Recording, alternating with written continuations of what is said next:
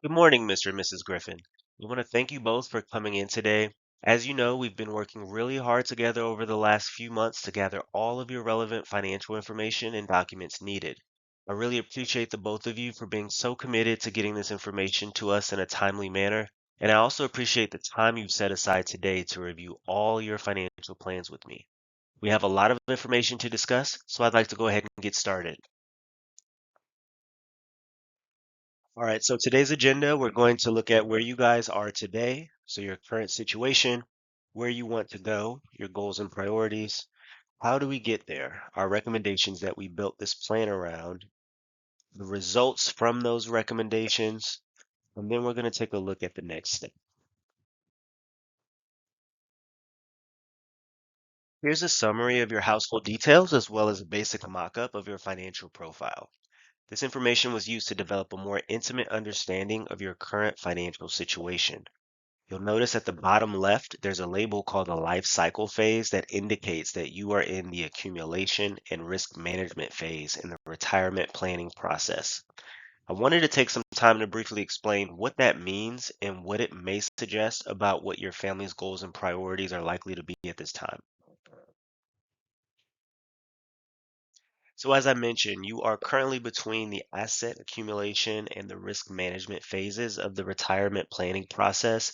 Somewhat of a transitionary phase. You spent your earlier years mainly building your wealth, so saving, investing, working to grow your income.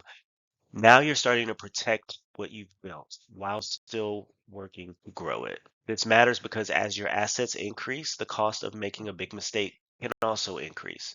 So we start adding safety nets like insurance, diversification, and more efficient tax strategies. You're not done building, you're just being more strategic about protecting your progress. Next, we'll review some reports that I've been able to generate based on the information you've provided, as well as the analysis and calculations I've been able to run. First, we'll take a look at your balance sheet and some supporting pie charts. A balance sheet, by the way, is a snapshot of your assets, liabilities, and overall net worth. Then, we'll look at your statement of income and expenses, which is usually referred to as a cash flow statement. That shows a detailed listing of your income, which is the cash flowing in, and your expenses, which is the cash flowing out, and presents what's called your net discretionary cash flow, which is the sum of the two aforementioned cash flows. Ideally, we'd like your net discretionary cash flow to be a positive number, which indicates that you're making more than you're spending. Finally, I've been able to utilize the money education financial planning software to produce three key reports. First is a ratio analysis report, which shows how healthy your finances are using simple percentages against benchmark percentages. It's like when you go to your annual checkup and they show you blood pressure or cholesterol ratios versus the target numbers. The second report is the three-panel approach report, which is sort of like a GPS that captures where you are, what your destination is, and shows you some of the best routes to get there. Finally, we took the risk tolerance questionnaire that you both completed and put together an asset allocation analysis based on that information. Okay, so here's a snapshot of information from your balance sheet that I just mentioned. Total assets are around 589,000. Total liabilities, including both current and long-term, are 344,000, which leads to a net worth value of just under $245,000. Now let's take a look at some of the data in pie chart form and compare some of these line items to their respective benchmarks so we can better analyze what adjustments, if any, need to be made. So looking at the blue charts, which represent the various classes of assets you own, you can see that the personal use assets make up a significant portion of your asset portfolio relative to the other asset groups listed. An ideal strategy to employ would be to build up your investment assets and also your cash and cash equivalents, since it's really important to be able to have a sufficient amount of cash on hand for emergencies. And then the red and tan charts to the right represent your liabilities and net worth. As you can see, the long-term liabilities are more than double the benchmark. So we'll definitely want to address that discrepancy sooner than later, which by extension should have a positive effect on your overall net worth. Here we have information extracted from your statement of income and expenses, so your cash flow statement. On the right, we have two pie charts. The top chart represents how your budget is currently being allocated, and the bottom chart represents targets, so typically where we suggest our clients should be. Going along the chart there, we've got your savings at 7%, Targets should be anywhere between 10 to 13%, so that's something we need to take a look at there. Your tax payments are higher than ideal or even necessary, so we'll take a look at the tax analysis that we conducted later on and bring this down. Your debt payments, again, you can see that's almost 60%. We really need to see that around less than or equal to 28%, so cutting that in half essentially. Your living expenses are right in line with the target, so we're good there. Your insurance payments, they're right around 6%. Target should be anywhere from 5 to 12%. There's likely some coverage issues that we need to address there, so that ratio is likely to go up once we implement the recommended plan steps.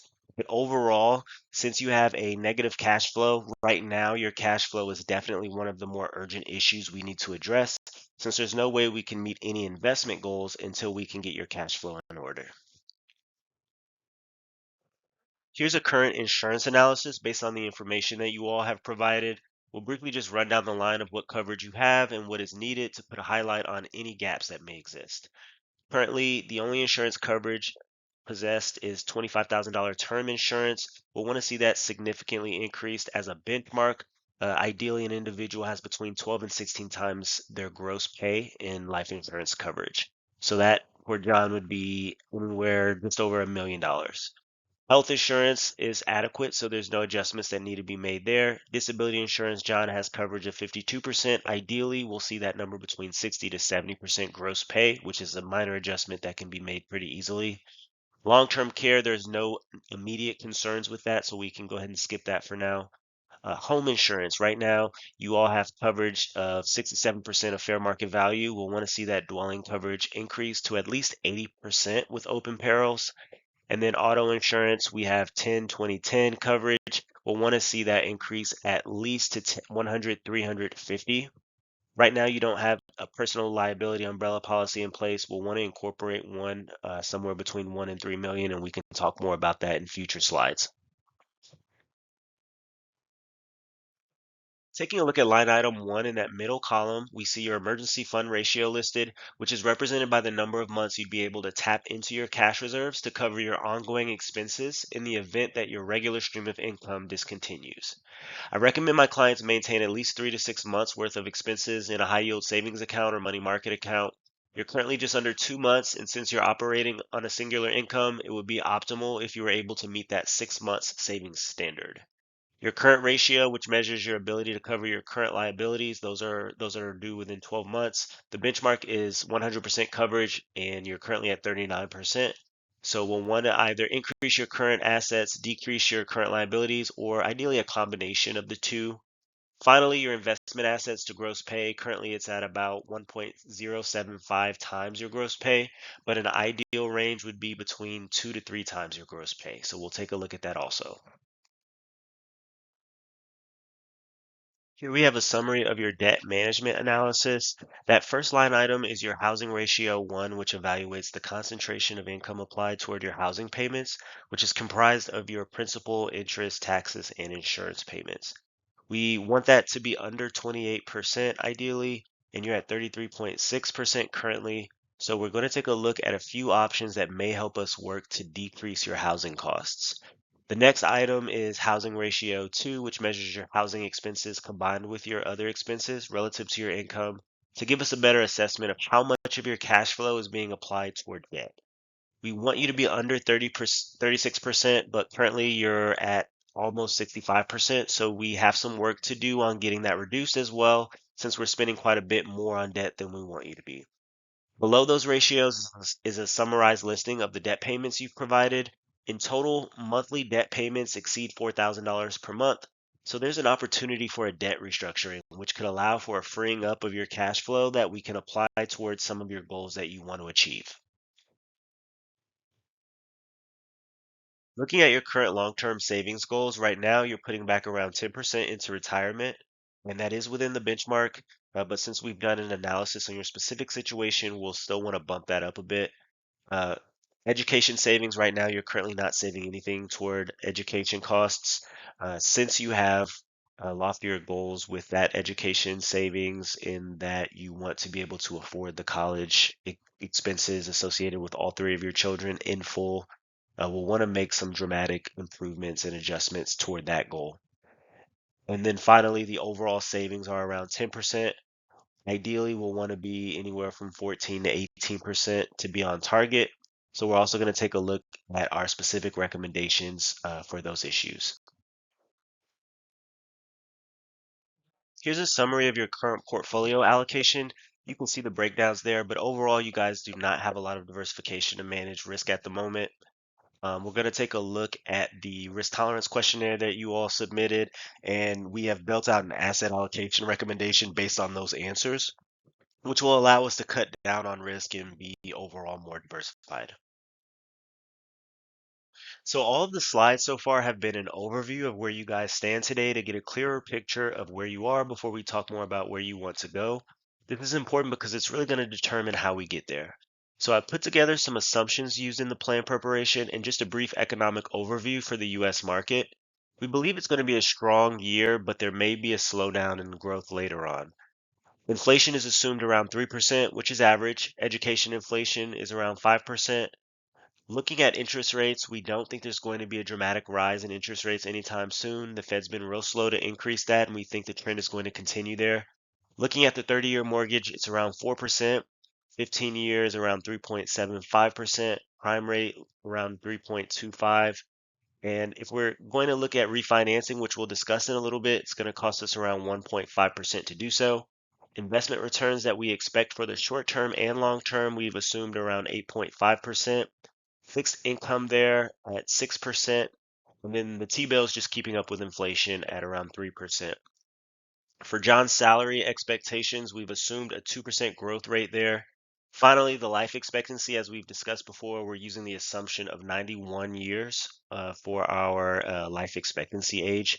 As far as any potential threats to the current economic state, there's been news of a new virus going around that may soon spread to pandemic levels, which could have broader implications to the world economy and the markets. So we'll want to monitor any developments associated with that, and in our follow-up meeting, we'll discuss any potential adjustments that need to be made. I was able to conduct a SWOT analysis, which evaluates some of the strengths, weaknesses, opportunities, and threats within your overall portfolio. Some of the key strengths recognized are your retirement savings. You're making noteworthy strides toward funding the retirement lifestyle you want to experience later in life. Health insurance was shown to be adequate when we reviewed your coverage information. Available assets are a major strength. They'll allow us to take actionable steps today to significantly improve your financial planning outlook.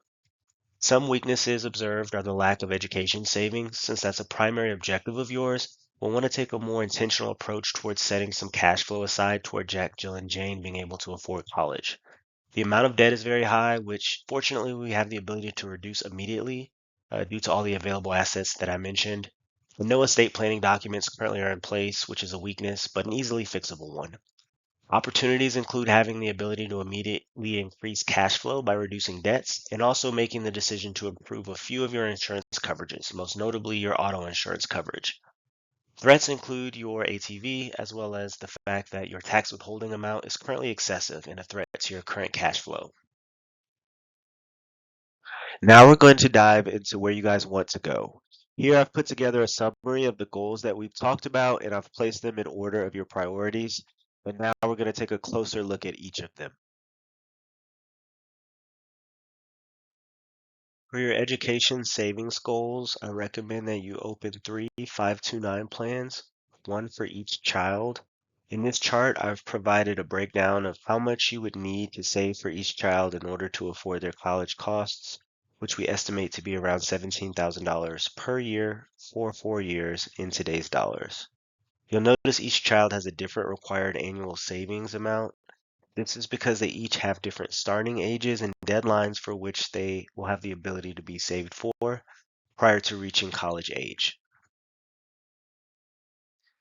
That first view was an annual cost breakdown per child until they reached age 18. As you both will be the ones actually footing the bill, I wanted to give you a more relevant visual, which is the total annual cost to you over the course of the next 17 years. You'll see those numbers reflected at the bottom right-hand corner of the screen. For the next 12 years, you'll pay a total of $14,925 per year. In years 12 through 15, you'll pay $8,974 per year.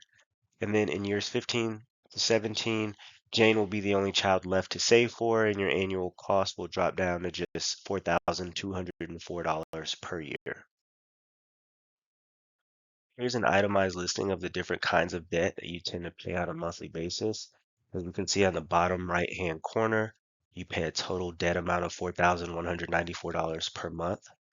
The raw data by itself doesn't tell us a whole lot, but when we use that data relative to the ratios that were presented in the ratio report, specifically the housing ratio 2, we can see that the benchmark is less than 36%. Right now, the current debt relative to your overall gross pay is right around 64.9%. So we'll want to significantly get that reduced. So here's your third prioritized goal, the retirement funding goal.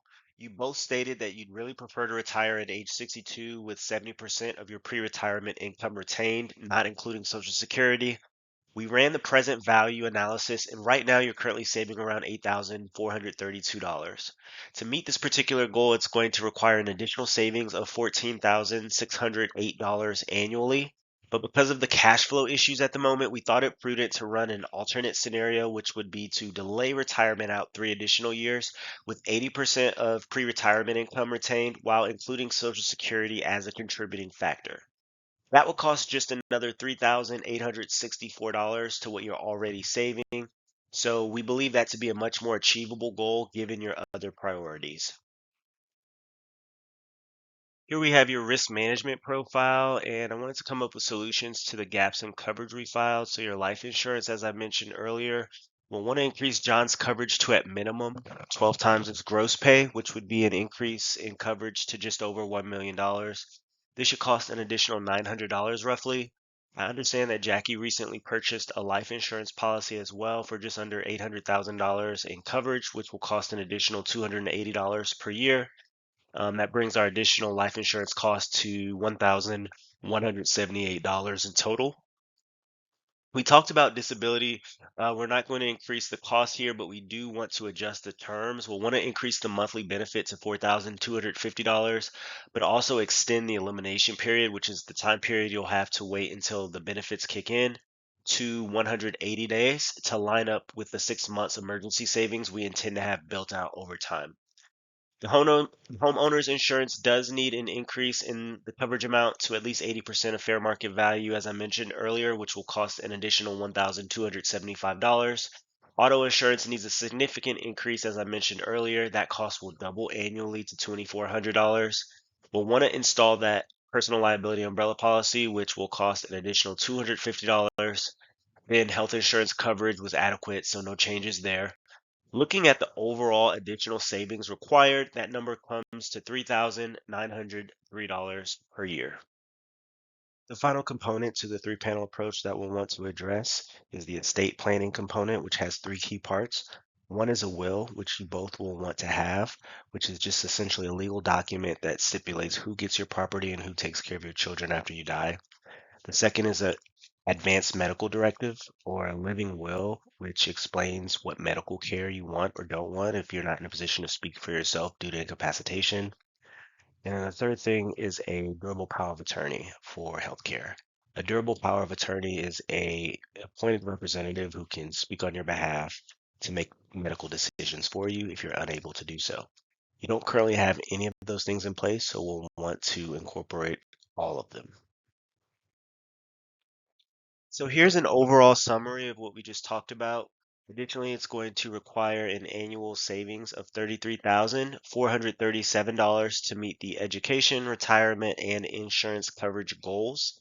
And then a one-time cost of $65,766 to reduce your debt and to get your estate planning documents in order.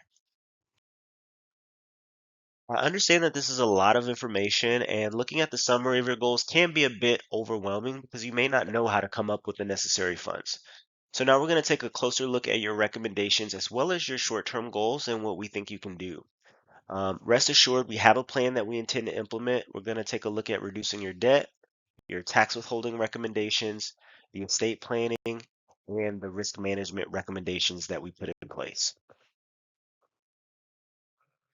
So, taking a look at our debt reduction and restructuring recommendations, we're going to ask that John, you go ahead and sell the ATV. It's going to create around $4,000 in cash, plus the additional savings from the insurance that you won't need. We're going to also ask that you sell all of stock B and $21,000 of stock A, which is going to create around $49,106 to pay off most of your debt. And it's going to allow us to put this toward your savings. So here I've got a summary of your payoffs, which is going to free up about $1,500 per month in cash flow, so a little over $18,000 per year. After all of this is paid off, it's going to increase your credit score, so you're going to be able to qualify for a great rate on a 30-year mortgage. The cost of that's going to be around 1.5% to refinance, but the current payments of $1,900 are also going to go down to about $1,300 monthly. So we're putting an extra $600 into the monthly cash flow. And totaling with all of this in place, we're going to see around $26,000 a year that we can put toward your goals.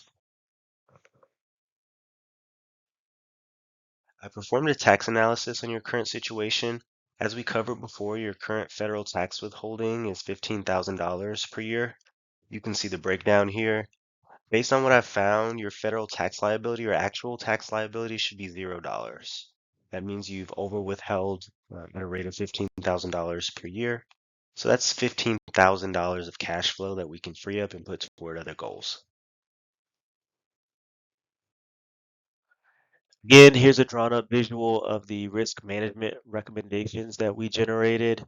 The total cost being $8,828. We covered this earlier. Just wanted to kind of bring this back up to your attention now that we're in the recommendation section. Let's take a look here at what some of those recommendations are going to look like once we implement them. So on that one-time side with selling the ATV, the stocks, paying off the credit cards, the loans, refinancing the mortgage, decreasing the tax withholdings, and paying the attorney for state documents, also adding various insurance coverages. We're going to create a one-time cash flow change of around $7,000. And then annually, we've created around $34,100 in cash flow adjustments. So you can see here that we're going to be able to flip around that negative cash flow and start putting some money back to save for those other goals. Now we're going to take a look at some of your long-term goals. So your education savings, your retirement savings, additional recommendations, and investment reallocations. Looking at our recommendations for your education savings, we're going to recommend to establish 529 plans for each Jack, Jill, and Jane. And you can see the annual savings of each of them is going to be around $7,200 annually. But if you recall, to meet this goal of funding each kid's college education in full, it's going to require around $14,000. So we're short about $7,800. So I've put together some other recommendations which we've included, like asking the grandparents to contribute around $5,000 per year per child. And I know that you said that they'd be happy to start doing this. So really needing to have that conversation with them, asking if they could start gifting, as this is going to be a key way to meet this goal. And also, once recommendations have been put in place after 2 to 3 years, Jackie, you and John will have your cars paid off, salary increases. So there's going to be an additional annual savings that are going to increase as well. I've included some projected financial statements in your take-home packet so you can look at these, but this is what we're recommending right now. And as always, remember that there are scholarships and student loans that the kids can take out even if it's just to fund a year or two of their own. So always remember we do have options. So finally, we reach your retirement planning recommendations. We touched a little on this earlier. John and Jackie, you came to us wanting to retire at 62 with 70% of your pre-retirement income, not including Social Security. But as you saw earlier, we ran that analysis and did not believe it to be a feasible goal at the moment. And we're going to recommend delaying that retirement 3 years out using 80% pre-retirement income and including Social Security. In reviewing the numbers, it's going to require an additional annual savings of around $12,296. So to meet this, we're recommending that you bump up your 401k contribution to 12%. And with your employer match of 3%, it's going to total around $12,750, which is required to meet this goal. So we feel it's more feasible and in line with what you can realistically save at this time. And in doing this, you're also increasing your savings rate to 15%, which is now on target with the benchmarks we looked at earlier. And then I know we briefly discussed the prospect of Jackie returning to work in 5 years when the kids start school.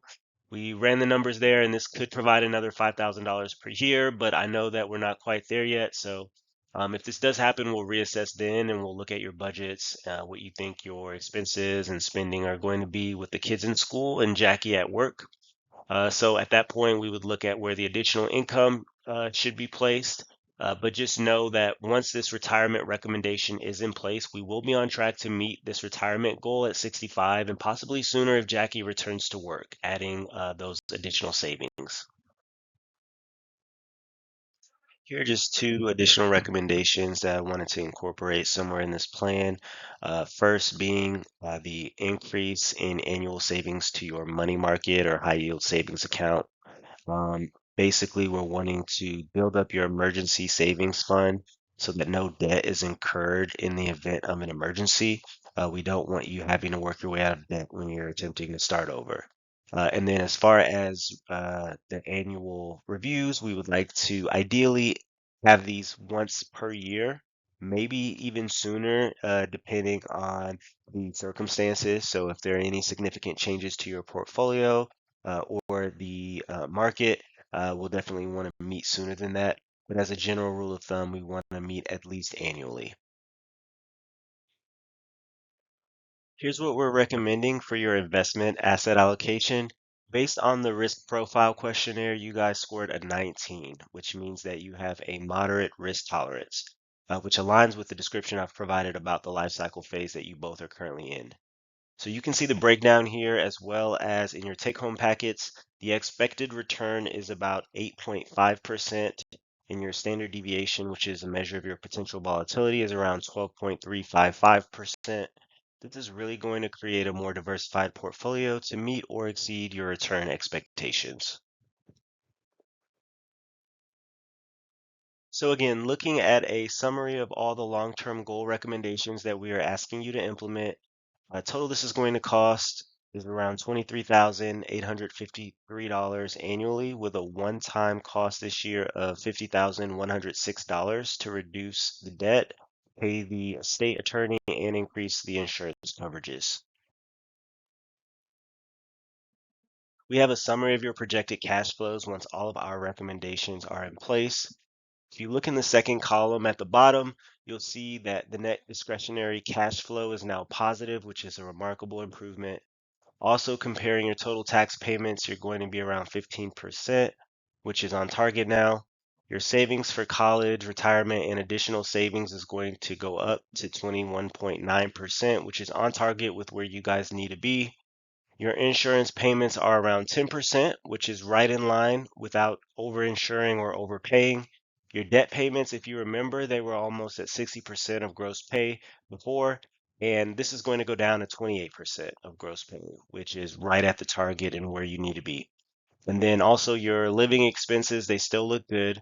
So with all the recommendations in place here, you're going to have a positive cash flow and you're going to be on target to save for your goals. All right, we're going to wrap this up with an overall summary of our recommendations and how this is going to impact your financial situation. Again, now that we see we have a positive net cash flow, which is only going to go up over time, and I've put some projected cash flows and net worth statements that you guys can check out in your take-home packet. There's one in there that also you're going to see that your net worth is going to almost double within a 5-year window of time. Also, you'll see that the emergency fund is increasing, putting your family in a better position. And in case anything happens, your debt is going to be dramatically reduced. So we're going to create those cash flows for your goals and improve your debt ratios. We're almost cutting those in half. Your insurance policies, we're adjusting the coverages to provide adequate protection without being overinsured or overpaying, as I mentioned. Your asset allocation, we have the rebalance recommendations in your packet. We'll be able to achieve those long-term expected returns, putting your estate documents to protect your family and to make sure your final wishes are carried out. Your overall savings rate is now on target to meet your retirement and education goals, which is really one of the main reasons that we're all here. So overall, this summary looks great. We've now finished discussing our plan, and now we need to discuss the next steps. We have the list of steps that myself and Allison Financial Services will be taking, and then the steps that I'm asking you all to take. We'll be sending you home with a packet of all the things we've discussed today. I know that there was a ton of information to take in, but these statements are going to help you guys review. You'll have both the current and forecasted financial statements, the ratio analysis report, and the three-panel approach report. We also have our investment policy statement and engagement letter detailing the cost of our services to move forward. And then once we know what you all are agreeing to implement, we will be sure to help you along the way. So we're going to refer any other professionals that we need to bring in. So we have CPAs, attorneys, insurance agents that we can refer you to, for example, and we'll also be performing a more in-depth sensitivity analysis so that if there's anything that comes up that we feel may affect our projections, we can run different scenarios and plan around them. Also, we plan on meeting at least every 6 months at first just to monitor the plan and address any changes when necessary. Then over time, it'll be reduced just to an annual review to make sure that we remain on the same page with everything. Then John and Jackie, I'm going to ask that you both take the night off from the kids, at least one evening. I know it's really hard these days, but it's really important that you sit down, review, discuss, and talk about what you all want to implement. And also have that conversation with the grandparents, seeing that it's realistic for them to start, gifting that $15,000 per year. And this is going to be a key piece of funding for your kids' education. And then in 2 weeks, actually, we'll meet up again to address any remaining questions, requests, or concerns that you may have. We'll look at the plan more in depth and we'll see what each of us needs to be implementing. In the meantime, please don't hesitate to contact us. We're here if there's anything that comes up. And of course, if there's any significant changes, we're going to ask that you keep us updated as this can affect the plans that we have in place. And again, I want to thank you both so much for coming in and allowing us this opportunity to work with you all and to present this information. We strongly believe that Allison Financial Services can help you get on track toward meeting all your biggest financial goals. And just know that we're here for you. And thanks again for your time today.